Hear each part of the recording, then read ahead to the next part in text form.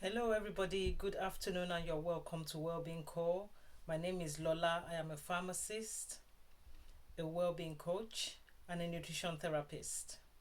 So today, I want to give you practical steps on how to boost your energy. Practical steps for boosting energy. A lot of people complain about fatigue and tiredness, and when it gets really bad, they have to see their medical practitioner. So, what I want to give us today is 4 practical tips on how to boost your energy. So, first of all, why do people experience fatigue? There are medical reasons and there are lifestyle reasons. Some of the medical reasons would include anxiety, depression, and other medical conditions.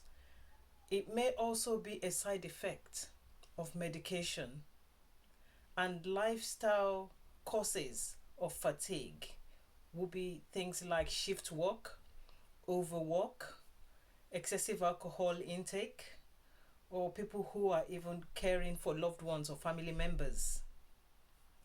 The list is not exhaustive. There will be many other causes of fatigue and intense tiredness. Now, there are a couple of major ways in which our body uses energy. First is physical energy, and then mental energy. So, and our body and our brain gets energy from the cells.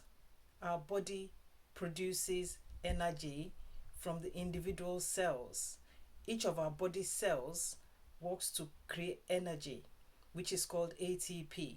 Energy is formed in mitochondria, and that energy is packaged as what is called ATP. And this is what our entire body uses, right from breathing to actual physical body movement, talking. Every single thing, every process that our body goes through needs energy. And it all starts from the energy formed in the cells.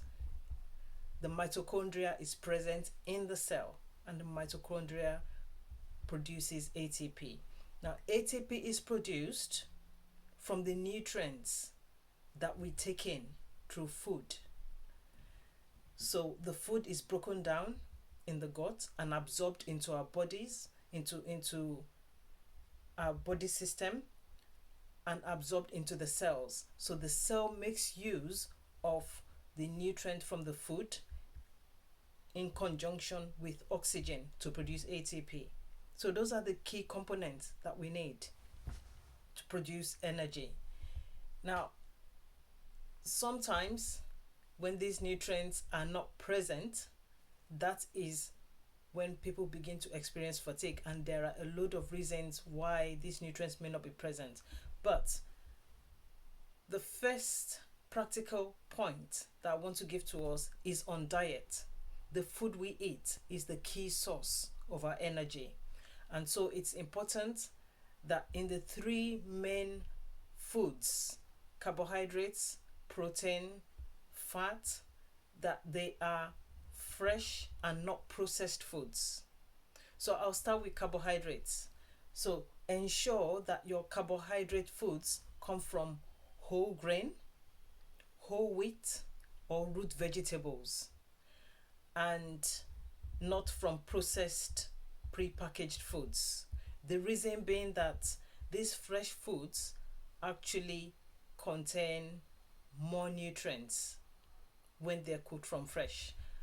Processed foods have already lost a good chunk of the nutrients that your body needs. So it's not just about filling our stomach with food, but it has to be nutritious food.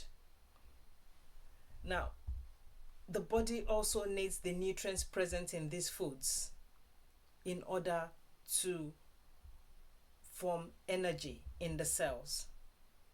So when the nutrient component of the food is incomplete, as in when we consume processed foods, then there's kind of a break in the process. So which is why the cell might not in the end get all of the nutrients that it needs, because whilst being processed, those nutrients have been lost. So as much as possible, have foods cooked from fresh. Next is proteins. So there's animal protein, there's plant protein. And again, cooking from fresh is the best way to get all of the nutrients from these foods. So there are lentils, there are a variety of beans that you can choose from. For animal proteins, there is chicken, there is turkey, there is which that is the white meat variety.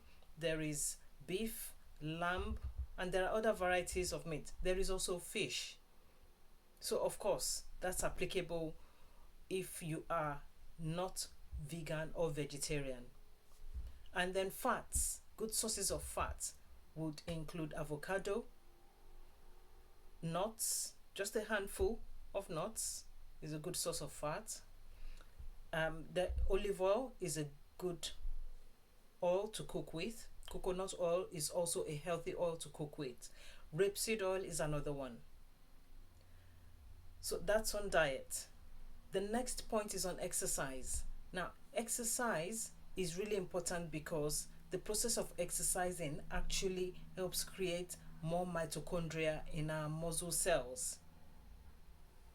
So, more mitochondria means more formation of energy, provided the right nutrients are present. So that's why it's important that in order not to be really tired and fatigued at the end of your exercise, you need to ensure that before exercising that you already have had something, a good source of nutrients to eat, so that your cells would have nutrients to work with. The next point is about sleep. Now, in the process of sleep, especially deep sleep, our body makes energy. We need approximately 7 to 8, well, most people would need 7 to 8 hours of quality sleep for good health. And in the process of good quality sleep, our body makes energy, so that in the morning, when you wake up, you feel restored, you feel energized.